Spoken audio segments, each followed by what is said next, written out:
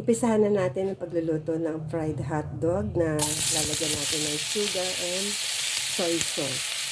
Ayan.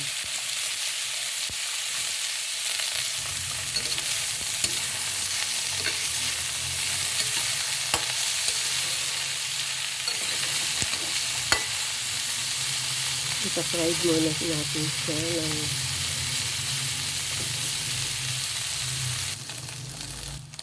lagay na natin ang butter.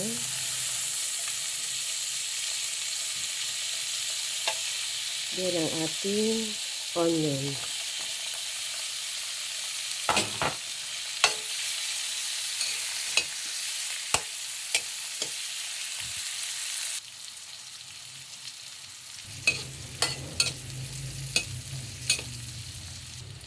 Luto na ang ating onion, kaya tanggalin muna natin. Ayan, tinatanggal natin siya. Ayan, haluin na.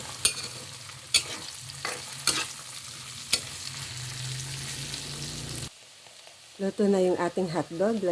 Lagyan na natin ng soy sauce. Then sugar.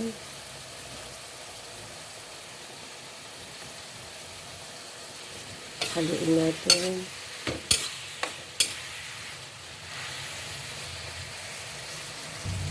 Paminta, lagyan natin ng konting paminta.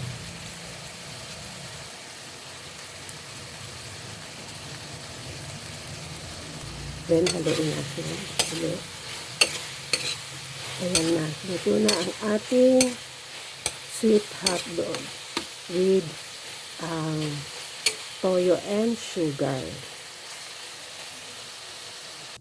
Luto na po ang ating hotdog na may onion, sugar, and toyo, soy sauce. Ayan po, luto na po siya, ready to eat na po.